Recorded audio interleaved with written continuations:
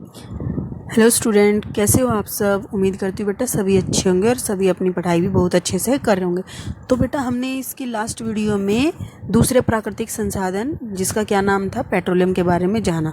तो आज हम बेटा उसके तीसरे प्राकृतिक संसाधन के बारे में जानेंगे जिसका नाम क्या है, प्राकृतिक गैस। तो चलिए स्टार्ट करते हैं। और बेटा वीडियोज़ को अच्छे से पूरा समझा करो, देख कर ना समझ आए तो दोबारा देख लिया करो ताकि तुम्हें ये टॉपिक अच्छे से क्लियर हो सके। ठीक है। प्राकृतिक गैस एक बहुत महत्वपूर्ण जीवाश्म ईंधन है क्योंकि इसका परिवहन पाइपों द्वारा सरलतापूर्वक हो सकता है। तो बेटा प्राकृतिक गैस क्या एक बहुत महत्वपूर्ण जीवाश्म ईंधन है। जीवाश्म ईंधन के बारे में आप पढ़ चुके हो। जीवाश्म ईंधन किनको बोला जाता है। अगर नहीं आया तो बेटा अगर तुम्हें समझ नहीं आया तो इसका मतलब तुमने लास्ट वीडियो समझी नहीं है अच्छे से, मैंने उसमें बताया था। ठीक है, तो आप वहाँ से देख सकते हो। तो बेटा प्राकृतिक गैस एक बहुत महत्वपूर्ण जीवाश्म ईंधन है क्योंकि इसका परिवहन पाइपों द्वारा सरलतापूर्वक हो जाता है। इसका परिवहन बेटा पाइपों द्वारा हो सकता है। आसानी से हम पाइपों के थ्रू मतलब ज़मीन में पाइप को दबाकर एक स्थान से दूसरे स्थान पर आसानी से भेज सकते हैं। प्राकृतिक गैस को उच्च दाब पर संपीड़ित प्राकृतिक गैस के रूप में भंडारित किया जाता है। और बेटा प्राकृतिक गैस को हम भंडारित कैसे करते हैं, स्टोर कैसे करते हैं। प्राकृतिक गैस क्या है बेटा, सीएनजी। सीएनजी क्यों बोला जाता है, देखो इस कारण से ही बोला जाता है क्योंकि हम इसको क्या करते हैं, उच्च दाब पर संपीड़ित प्राकृतिक गैस के रूप में भंडारित करते हैं। संपीड़ित मतलब बेटा कंप्रेस कर देना, यानी कि दबा देना हाई प्रेशर पर। ठीक है, तो जो प्राकृतिक गैस हमें मिलती है उसको क्या करते हैं हम, उच्च दाब पर उसको प्रेस करके। ठीक है, जैसे तुम क्या करते हो कि तुमने कोई वस्तु पॉलीथीन में रखी, उसमें हवा थी। ठीक है, तुमने उसको क्या किया, बंद किया पहले और थोड़ा सा खोल दिया और फिर उसको क्या दबा दिया, तो वो क्या हो गई, कंप्रेस हो गई, यानी कि दाब संपीड़ित हो गई। ठीक है, ऐसे हम प्राकृतिक गैस को उच्च दाब पर संपीड़ित प्राकृतिक गैस के रूप में भंडारित कर लेते हैं जिसको हम क्या बोलते हैं, सीएनजी। सीएनजी का मतलब क्या है बेटा, कंप्रेस्ड नेचुरल गैस। ठीक है, कंप्रेस्ड मतलब क्या होता है, संपीड़ित। ठीक है, यानी कि किसी चीज़ को उच्च दाब पर दबा देना। ठीक है, यानी कि उसमें से वायु को निकाल देना।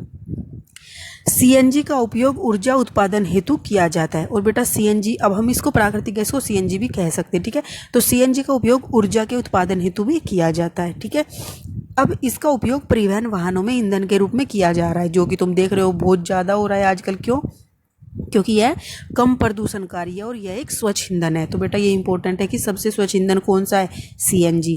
ठीक है, इसका प्रयोग कहाँ होता है, वाहनों में ईंधन के रूप में होता है। ठीक है, और इसको कैसे स्टोर किया जाता है, उच्च दाब पर संपीड़ित प्राकृतिक गैस के रूप में स्टोर किया जाता है। ठीक है, और सबसे महत्वपूर्ण जीवाश्म ईंधन कौन सा है, प्राकृतिक गैस है। ठीक है, और इसको, और क्यों है ये ऐसा महत्वपूर्ण, क्योंकि इसको क्या कर सकते हैं, पाइपों द्वारा सरलतापूर्वक एक स्थान से दूसरे स्थान पर ले जा सकते हैं, लाने ले जाने में भी इसकी आसानी होती है। ठीक है, तो सीएनजी का अधिक लाभ यह है कि इसे घरों और कारखानों में सीधा जलाया जा सकता है। तो बेटा सीएनजी जो होती है हम इसको क्या कर सकते हैं, सीधे तौर पर प्रयोग कर सकते हैं। लेकिन पेट्रोल को हम ऐसे यूज नहीं कर सकते थे, हमें उसके विभिन्न संघटकों को अलग करके फिर उससे अलग अलग तरीक़ों से प्रयोग में लाया जाता था। लेकिन सीएनजी बेटा क्या है, इसको हम सीधे घरों और कारखानों में प्रयोग कर सकते हैं जहाँ इसकी आपूर्ति पाइपों के माध्यम से की जा सकती है।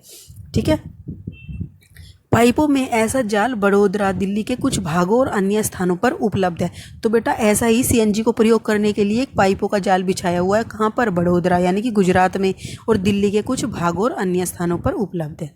ठीक है, प्राकृतिक गैस का उपयोग प्रारंभिक पदार्थ के रूप में बहुत से रसायनों और उर्वरकों के औद्योगिक निर्माण में किया जाता है। तो प्राकृतिक गैस का उपयोग बेटा प्रारंभिक पदार्थ के रूप में, यानी कि सबसे पहला जो प्रयोग होता है पदार्थ के रूप में बहुत से रसायनों और उर्वरकों के औद्योगिक निर्माण में किया जाता है। जो बेटा रसायन या उर्वरक बनाए जाते हैं जो फिर क्या होते हैं, हमारी फसलों के लिए प्रयोग होते हैं। ठीक है, विभिन्न मतलब कि कीटों को, कीटनाशक हो गए जैसे ये सारे, या फिर उनकी उर्वरता को, उपजाऊपन को, मिट्टी की बढ़ाने के लिए जो उर्वरक और रसायन बनाए जाते हैं उनमें भी हम प्रारंभिक पदार्थ के रूप में प्राकृतिक गैस का प्रयोग करते हैं। ठीक है, भारत में प्राकृतिक गैस के विशाल भंडार हैं। ठीक है, हमारे देश में प्राकृतिक गैस त्रिपुरा, राजस्थान, महाराष्ट्र और कृष्णा गोदावरी डेल्टा में पाई जाती है।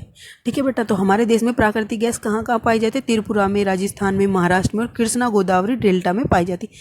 अब बेटा तुम पहले भी पढ़ चुके हो कि नदियों के बेसिन में पाई जाती है। क्या था नदियों के बेसिन में, पेट्रोल। ठीक है, पेट्रोलियम। और ये क्या नाम, प्राकृतिक गैस कहाँ पाई जाती है, गोदावरी डेल्टा। तो ये बेसिन और डेल्टा होते क्या हैं बेटा, तो बेटा जो बेसिन्स होते हैं वो होते हैं कि चारों तरफ से क्या होता है, जो नदी होती हैं एक एक ऐसा स्थान होता है जहाँ पर पानी इकट्ठा होता है आकर, ठीक है, नदी में आकर गिरता है चारों तरफ से, तो उसको हम क्या बोल देते हैं, बेसिन, ठीक है। और डेल्टा वो होता है बेटा जहाँ से नदी में से क्या होता है, अलग अलग स्थान पार्टीशन हो जाता है नदी का छोटे छोटे टुकड़ों में, ठीक है, उल्टे हैं एक दूसरे के, ये तो छोटे छोटे टुकड़ों में पार्टीशन हो जाता है और फिर वो कहाँ चले जाते हैं, समुद्र में, ठीक है। और जो वो था, क्या नाम है, बेसिन था, वो क्या था, भूमि के वो अलग अलग हिस्सों से जो जल आ रहा था वो इकट्ठा होता जा रहा था एक जगह और फिर वो क्या ले रहा था, एक नदी का रूप ले रहा था, तो वो तो बेसिन थे। और ये क्या है, डेल्टा, जहाँ पर क्या हो रहा है कि नदी छोटे छोटे टुकड़ों में विभाजित हो रही है और फिर वो कहाँ जा रही है, समुद्र में, ठीक है। तो आई होप तुम्हें डेल्टा और बेसिन में डिफरेंस पता चल गया होगा। तो प्राकृतिक गैस कहाँ पाई जाती है, डेल्टा में, कृष्णा गोदावरी के, ठीक है। और वो बेटा क्या नाम है, पेट्रोलियम कहाँ था, नदियों के बेसिन में, ठीक है। अब नीचे देखो बेटा, इंपॉर्टेंट चीज़, क्या प्रयोगशाला में मृत जीवों से कोयला, पेट्रोलियम और प्राकृतिक गैस बनाई जा सकती है, आपको लगता है ऐसा? अभी हमने क्या पढ़ा, ये प्राकृतिक संसाधन कैसे थे, सीमित थे, और हम इनका प्रयोग, मतलब कि ये सीमित है मतलब क्या है, और इनको हम कि बहुत ज़्यादा वर्षों के बाद प्राप्त कर सकते हैं, ठीक है। नहीं, इनका बनना एक बहुत धीमा प्रक्रम है, ये भी पढ़ चुके हैं हम।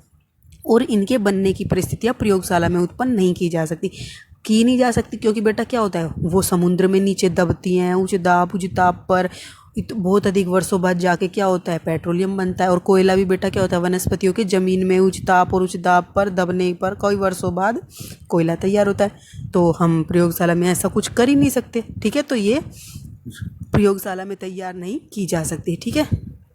आई होप बेटा तुम्हें प्राकृतिक संसाधन, जो कि तीसरा क्या था, प्राकृतिक गैस, बहुत अच्छे से समझ आ गया होगा कि प्राकृतिक गैस है क्या, सबसे स्वच्छ ईंधन है, क्यों है, कैसे भंडारित किया जाता है, इसका लाभ क्या है, ठीक है, और इसको कहाँ कहाँ प्रयोग किया जाता है, कहाँ कहाँ पाई जाती है, और इसको हम कहाँ तैयार कर सकते हैं। तो ये इन सब के बारे में आपको अच्छे से समझ आ गया होगा। अगर बेटा आपको समझ नहीं आया तो आप एक बार फिर से देख सकते हो, ठीक है। तो बेटा आपको अगर ये टॉपिक समझ आता है तो इस वीडियो को लाइक कर देना, ठीक है। तब तक के लिए टेक केयर एंड